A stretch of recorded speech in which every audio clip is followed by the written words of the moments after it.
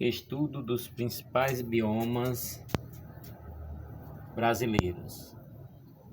Biosfera ou ecosfera é o conjunto de todos os ecossistemas do planeta, incluindo todos os organismos vivos da Terra.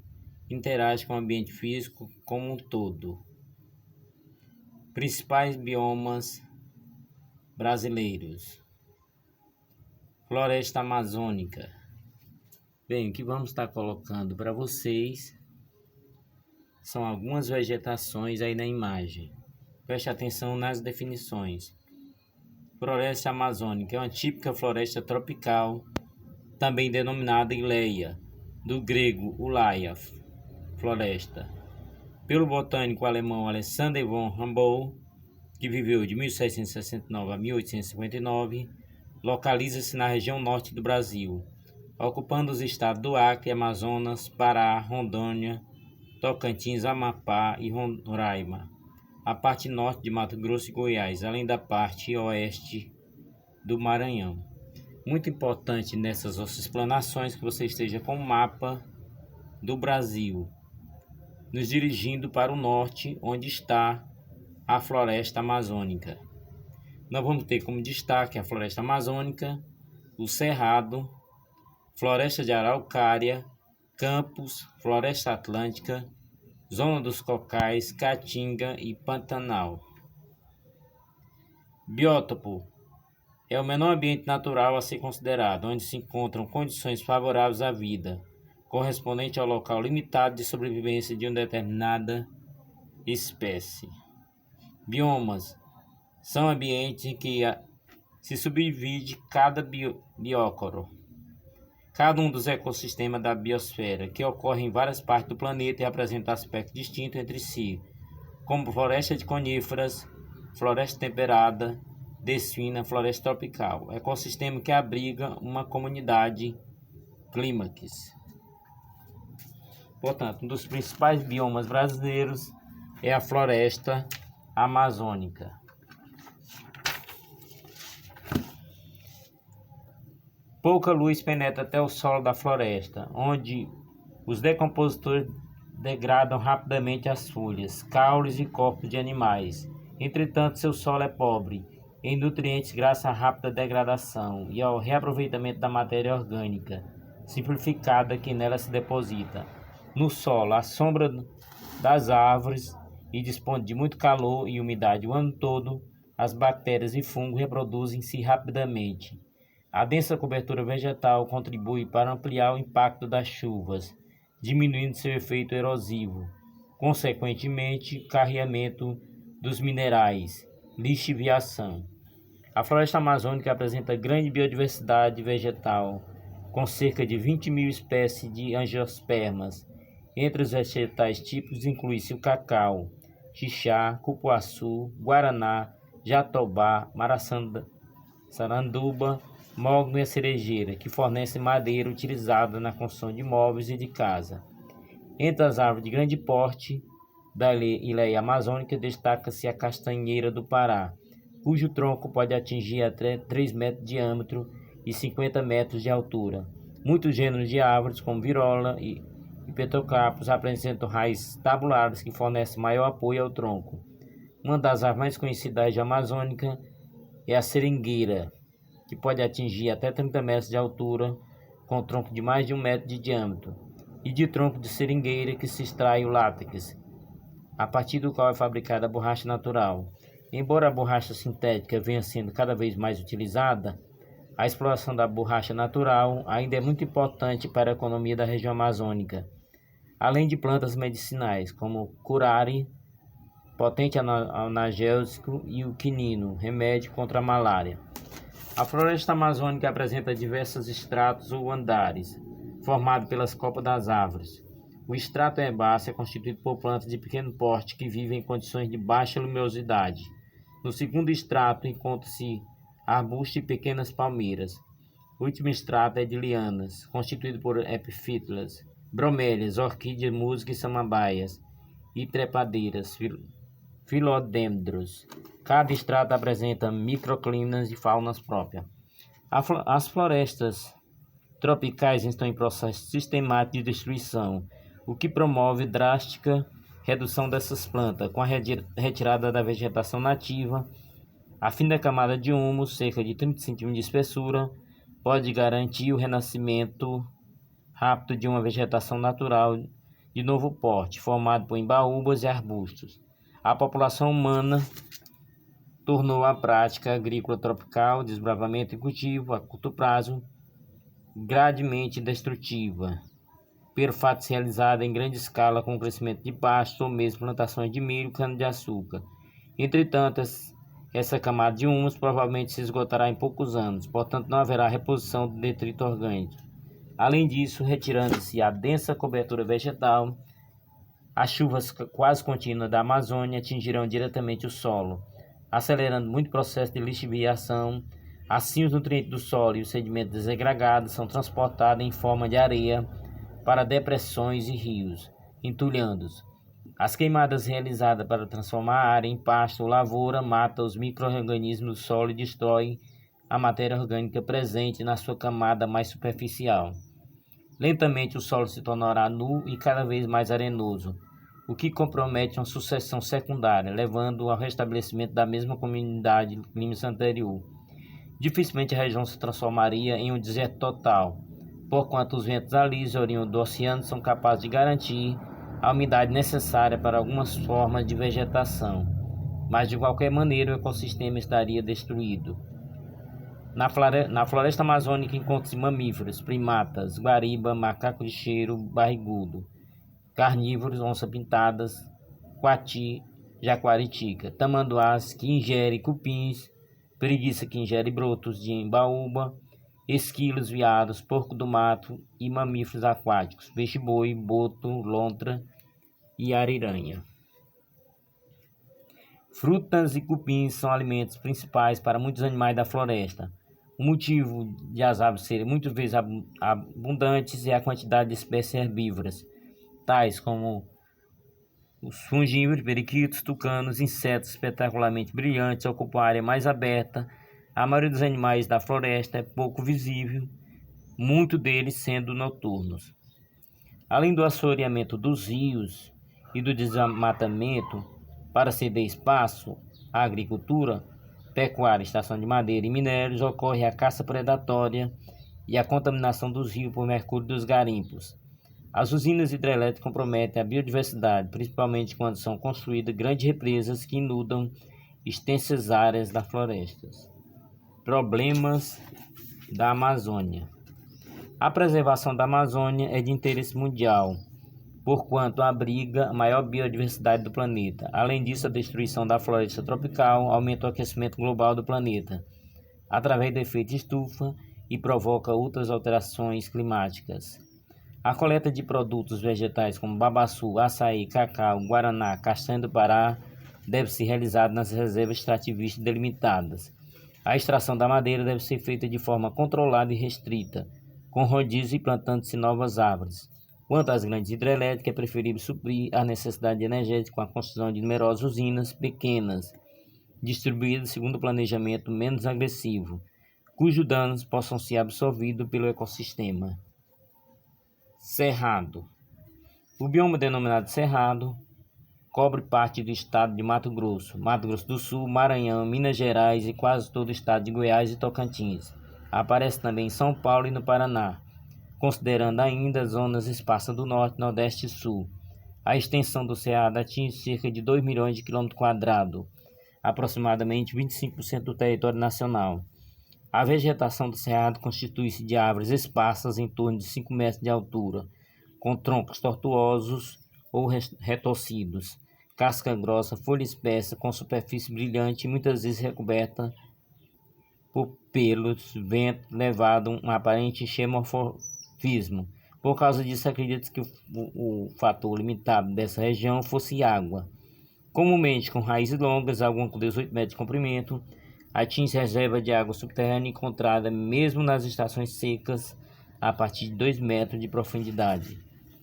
Além das características xenofórmicas de algumas plantas, ocorre ainda característica típica do ambiente rico em água, como folhas amplas, estômago de permanecer aberto mesmo nas horas mais quentes do dia e produção de flores e brotos também nas estações secas. O solo ácido possui nitrogênio, fosfato, enxofre, cálcio em grande quantidade de alumínio, que dificulta a absorção de nutrientes pelas raízes. Os caules grossos com cortiça espessa conferem maior resistência ao calor das queimadas. Nos campos cerrados, o fogo ocorre naturalmente com certa frequência. O capim flecha, por exemplo, atinge 2,5 metros de altura e pega fogo com facilidade. As plantas do cerrado praticamente renascem após cada queimada. Uma das adaptações que lhe permite resistir ao fogo é a presença de uma espessa camada externa de cortina nos caules, que funciona como isolamento térmico. O sub impede que as altas temperaturas das labaredas atinjam os tecidos vivos mais intensos dos caules. Ponto de ignição é a temperatura necessária para inflamar os vapores que estejam se desprendendo de um combustível, e a temperatura acima da qual o combustível pode queimar. Os troncos têm aspecto recurvado e torcido, porque periodicamente as gemas, ponto de crescimento na ponta dos caules, são destruídas pelo fogo. Com isso, as gemas laterais crescem, provocando a curvatura do caule. Durante a seca, algumas plantas perdem as folhas. Outras perdem também os ramos, permanecendo apenas o caule subterrâneo. A água não é fator limitante. O lençol subterrâneo é profundo, 18 metros. Estação seca de 5 a 7 meses. Clima relativamente quente, com temperatura média anual por volta de 26 graus. Chuvas regulares e na estação chuvosa com índice pluviométrico entre 1.100 mm e 2.000 mm por ano. Entre as árvores encontradas, o Gonçalo Alves, a sucupira, a copaíba, o ipê do cerrado, na floração perde suas folhas, mas se cobre de flores. O angico, a caviúna, a peroba do campo, além da madeira. Outros produtos podem ser extraídos das árvores: cortiça, tanino de bartimão, óleo do piqui, frutos, mangaba, jatoboá, murici, além dos produtos medicinais. Entre as plantas herbáceas, há o capim-flecha, o capim-barba do bode e o cajueiro do campo. A vegetação do cerrado assemelha-se à savana e na estação seca pode queimar espontaneamente. Por isso o fogo no cerrado parece ter um ciclo mais ou menos regular e algumas espécies vegetais dependem dele para a reprodução e floresce apenas após uma queimada. Após esfriar a cinza, novas plantas brotam do solo e os animais da região voltam à área queimada. As árvores permanecem vivas graças às raízes profundas e aos calos subterrâneos, ou à presença de uma cutícula espessa rica em subcortiça no caule, que age como isolamento térmico. Entre os mamíferos, há o tamanduá-bandeira, o tatu-bola e o tatu-canastra, característica da América do Sul e ameaçada de extinção. São encontrados ainda o coati, o macaco-prego, o sagui, o rato do mato, a anta, a capivara, o maior roedor do mundo, o porco do mato e o veado campeiro, além de carnívoros como a onça-pintada, a sussuarana, a jaguaritica, o lobo-guará ou guará, cachorro-vinagre, o furão, canga-gambá e guaxinim. Entre as aves citamos a siriema, a gralha, a asa branca, o papagaio, a araúna, o tucano, a coruja, o pica-pau, o urubu-rei, o socó e o ema, maior ave da América. Estão presentes, entre outros répteis, a jararaca, a cascavel, a jiboia, a sucuri, os lagartos, os cagos e os jabutis.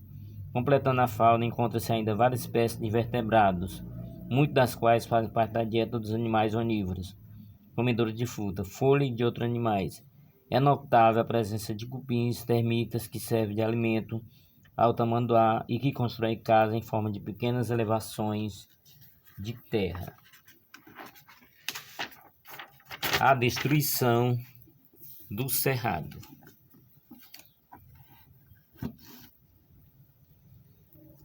Tratado com fertilizante e corrigido sua acidez com calcário, o solo do cerrado é muito útil para a agricultura. Assim tem sido usado principalmente para a produção de cana-de-açúcar e soja. No entanto, o uso inadequado e o desmatamento excessivo tem levado ao esgotamento e erosão daquele solo com risco de desertificação. A poluição por agrotóxicos, a caça predatória e a extração de madeira também constitui ameaça a esse ecossistema. Da mesma maneira que os outros ecossistemas brasileiros, o Cerrado necessita de proteção do governo através de criação de área de reserva.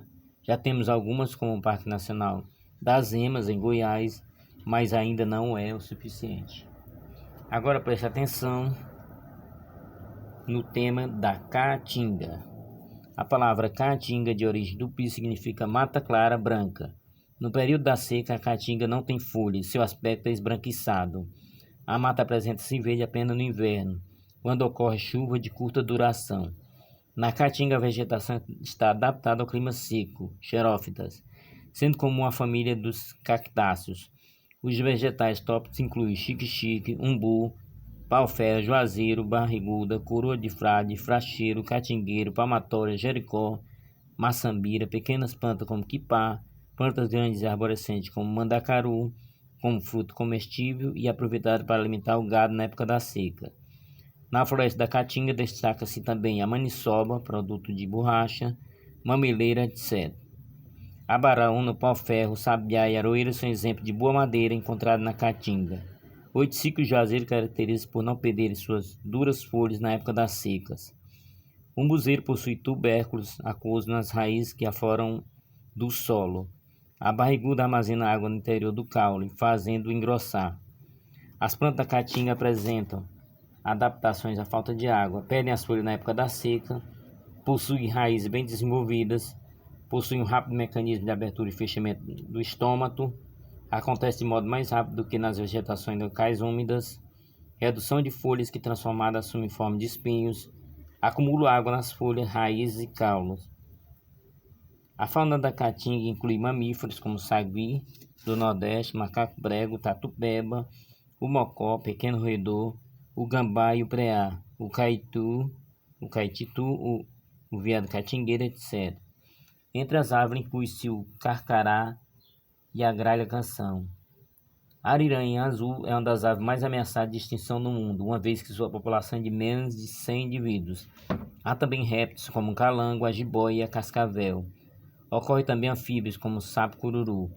Na fauna de vertebrado encontra-se tipo grande de escorpião e de certas abelhas sem ferrão, família Meliponidae, que produzem mel de boa qualidade.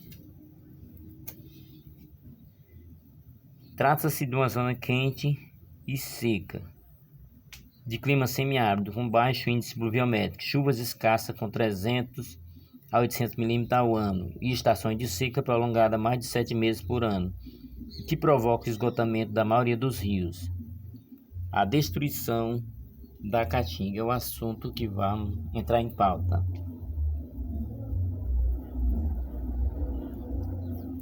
No sertão do Seridó, no Rio Grande do Norte, o desmatamento está levando a região à desertificação, o mesmo ocorrendo com o raso da Catarina, na Bahia.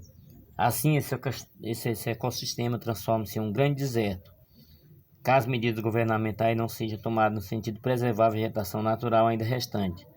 O solo da caatinga é potencialmente fértil, pode sustentar a agricultura e desenvolver técnicas adequadas e área de suprimento regular de água. A irrigação do solo ajudaria a aumentar a produção de milho, feijão, mandioca e algodão. Uma das aves resistentes à seca é a voante.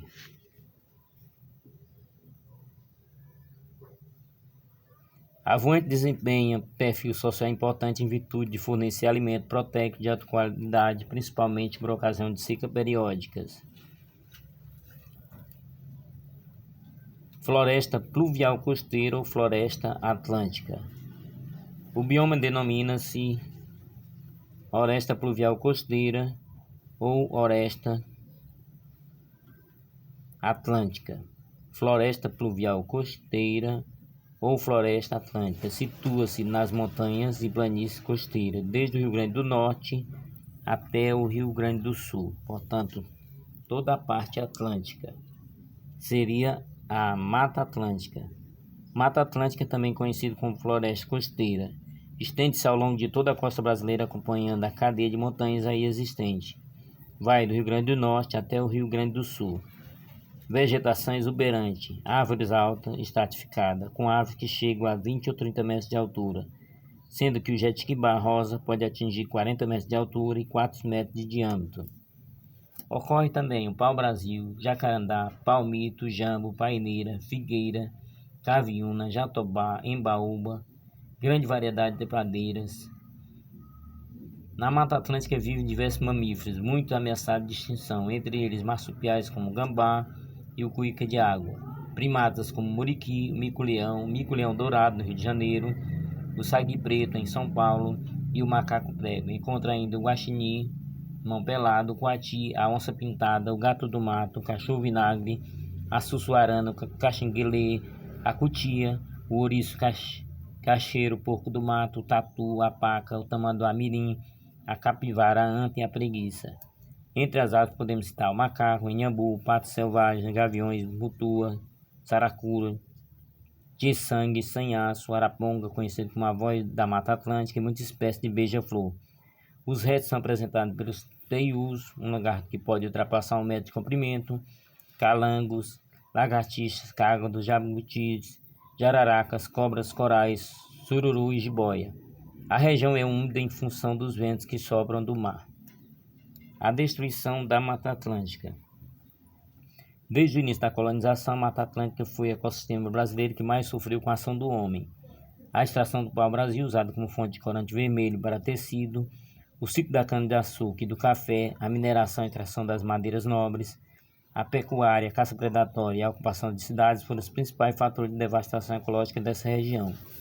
O resultado é que dos 350 mil km² existentes na época do descobrimento, resta apenas 5% da mata original, pouco mais de 10 mil km² transformados em parques estaduais e nacionais protegidos por lei. Pampas ou campos limpos. Ocorre tipicamente no Rio Grande do Sul, onde ocupa quase 50% do estado. A vegetação dominante do Pampa é formada pelas gramíneas, lembrando o imenso capinzal. Algumas árvores como salgueiro e sarandi são encontradas ao longo dos rios na região litorânea. Pastagens de distribuição regular de chuva e estações bem demarcadas. Muitos animais cavam tocas, como tatu e diversos roedores. Entre os carnívoros encontramos o gato do Pampa, os ourilhos, espécie de raposa, e o guaxinim. Quanto às aves, temos marreco, taxa e quero-quero. Embora o campo seja ideais para a criação de gado, grande parte dele está sendo destruído por falta de cuidado com o solo. Isso pode levar à erosão e desertificação. Mata das Araucárias. Onde é que vamos encontrar essa mata? Também denominada Mata dos Pinhais. Localiza no estado do Paraná e Santa Catarina.